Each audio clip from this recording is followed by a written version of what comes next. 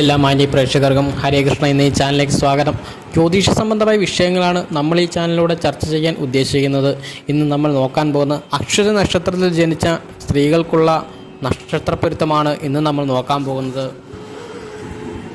രാശിപ്പൊരുത്തം, രാശാധിപ പൊരുത്തം, മുന്നാള്, മൂന്നാങ്കൂറ്, ഷഷ്ടാഷ്ടമം, അഷ്ടമഷഷ്ടം, യോനിപ്പൊരുത്തം ഇവയെ ആസ്പദമാക്കിയാണ് നമ്മുടെ നാൾ പൊരുത്തം കടന്നു പോകുന്നത്. ബുക്കുകളിൽ കൊടുത്തിരിക്കുന്ന പൊരുത്തവുമായി നമ്മുടെ നാൾ പൊരുത്തത്തിന് വ്യത്യാസമുണ്ട്. അപ്പോൾ ഈ വീഡിയോ കാണുന്ന പ്രേക്ഷകർ തന്നെ ജീവിതവും സ്വന്തം ബന്ധങ്ങളിലുള്ളവരുടെ ജീവിതവുമായി ഒന്ന് താരതമ്യം ചെയ്തു നോക്കാവുന്നതാണ്.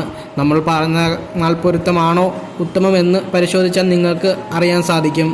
അശ്വതി നക്ഷത്രത്താൽ ദേവഗണമാണ്, പുരുഷയോനിയാണ്.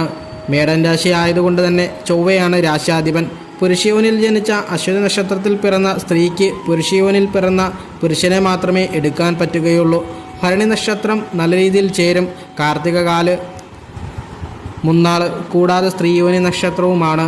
കാർത്തിക മുക്കാല്, രോഹിണി, മകയിരം, തിരുവാതിര, പുണർദം ഇവയെല്ലാം സ്ത്രീയോനി നക്ഷത്രമായതുകൊണ്ട് തന്നെ നമ്മൾ ഒഴിവാക്കുന്നതിനാണ് ഉത്തമം. കർക്കിടകൻ രാശിയിലുള്ള പൂയം, ആയില്യം നല്ല രീതിയിൽ ചേരും. ചിങ്ങൻ രാശിയുള്ള മകം പുരുഷയോനിയാണ്, പക്ഷേ അനുജന്മ നക്ഷത്രവുമായതുകൊണ്ട് തന്നെ എടുക്കാൻ പറ്റില്ല. പൂരം നക്ഷത്രം സ്ത്രീയോനിയാണ്, അതുകൊണ്ട് ഒഴിവാക്കുന്നു. ചിങ്ങൻ രാശിയിലുള്ള ഉത്രം കാല് നല്ല രീതിയിൽ ചേരും. കന്യരാശിയിലുള്ള ഉത്രം മുക്കാല് പുരുഷയോനിയാണ്, പക്ഷേ ഷഷ്ടാഷ്ടമം അഷ്ടമഷഷ്ടവുമാണ്, അതായത് രാശാധിപന്മാർ തമ്മിൽ ശത്രുക്കൾ, അതിനാൽ ഒഴിവാക്കണം. കന്യരാശിയിലുള്ള ഉത്രാടം മുക്കാല്, അത്തം, ചിത്ര, ആദിവാദം എന്നിവ ഒഴിവാക്കണം.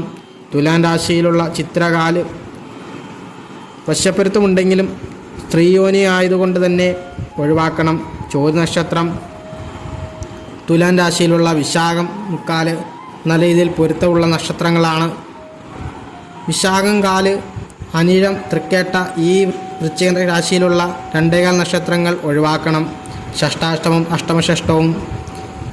വൃശ്ചിക രാശിയും മേടൻ രാശിയും ഒരേ അധിപന്മാരാണെങ്കിൽ പോലും യാതൊരു ഫലവും ഉണ്ടാവുകയില്ല. കലഹം തന്നെ ആയിരിക്കും.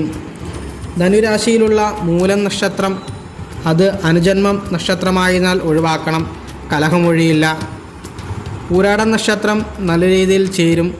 അതുപോലെ തന്നെ ധനുരാശിയിലുള്ള ഉത്രാടം കാല് നല്ല രീതിയിൽ ചേരും. മകരൻ രാശിയിലുള്ള ഉത്രാടം മുക്കാല്, തിരുവോണം ഇവ പുരുഷയോനിയാണെങ്കിലും അധിപന്മാർ തമ്മിൽ ചേരുമ്പോൾ ശനിയും ചൊവ്വയും ചേരുമ്പോൾ അഗ്നിമാരയോഗം സംഭവിക്കുന്നു. അതിനാൽ ഒഴിവാക്കാൻ പറ്റാത്ത കേസുകളിൽ മാത്രം എടുക്കുക. പൊട്ടിത്തെറിയുണ്ടാവും. അഡ്ജസ്റ്റ് ചെയ്ത് പോകുന്നവർ മാത്രം എടുക്കാവുകയുള്ളൂ. മകരൻ രാശിയിലുള്ള അവിട്ടം ആദ്യ പാദവും കുംഭൻ രാശിയിലുള്ള അവിട്ടം രണ്ടാം പാദവും എടുക്കാൻ പാടില്ല, സ്ത്രീയോനി നക്ഷത്രമായതിനാൽ. കുംഭൻ രാശിയിലുള്ള ചതയും പൂരട്ടാതി മുക്കാലും മൂന്നാങ്കൂറ് ആയതിനാൽ ഒഴിവാക്കണോ. മീനൻ രാശിയിലുള്ള പൂരട്ടാതി കാല് നല്ല രീതിയിൽ ചേരും. മീനൻ രാശിയിലുള്ള ഉത്രട്ടാതി, രേവതി രണ്ടും സ്ത്രീയോനി നക്ഷത്രങ്ങളായത് കൊണ്ട് തന്നെ ഒഴിവാക്കുക. ഉത്രട്ടാതി മൂന്നാൾ കൂടിയാണ്, പൂർണ്ണമായി ഒഴിവാക്കുക. സ്ത്രീയോനി നക്ഷത്രങ്ങൾ ഏജ് ഓവറായിട്ടുള്ളവർക്ക് മാത്രം എടുക്കാവുന്നതാണ്. സെക്സിന് പ്രാധാന്യം കൽപ്പിക്കാത്തവർക്ക് എടുക്കാവുന്നതാണ്. സ്ത്രീയോനിൽ പിറന്ന നക്ഷത്രങ്ങൾ എടുക്കുമ്പോൾ ദാമ്പത്യ സൗകര്യം ഉണ്ടാകും എന്ന് മനസ്സിലാക്കുക. ഇനി നക്ഷത്രപ്പൊരുത്തം ഇല്ലാതെ വിവാഹം കഴിച്ചവർ തമ്മിൽ തല്ലും വഴക്കമായി കഴിയുന്നവർ ഭയപ്പെടേണ്ടതില്ല. ഗുരുവായൂരപ്പന് വഴിപാട് കഴിപ്പിക്കുന്നതും കൊടുങ്ങല്ലൂർ തിരുവഞ്ചിക്കുളം മഹാദേവ ക്ഷേത്രത്തിൽ ദമ്പതി പൂജ ചെയ്യുന്നതും അതുപോലെ തന്നെ യക്ഷിയമ്മയ്ക്ക് പൂജ കൊടുക്കുന്നതും ഗുണകരമാണെന്നറിയുക. അതോടൊപ്പം നാൾപ്പൊരുത്തം ഉണ്ടായിട്ടും തമ്മിൽ തല്ല് വഴക്കം ഉണ്ടാകുന്നതിൽ അവരുടെ വിവാഹ മുഹൂർത്തം തെറ്റിയിട്ടുണ്ടാകും. അത് നമ്മുടെ ജ്യോതിഷത്തിൽ മുഹൂർത്തത്തിന് വലിയ സ്ഥാനം തന്നെയുണ്ട്. ഒരു വിവാഹ മുഹൂർത്തത്തിൻ്റെ ലഗ്നത്തിൽ സർപ്പം നിൽക്കുന്നുണ്ടെങ്കിൽ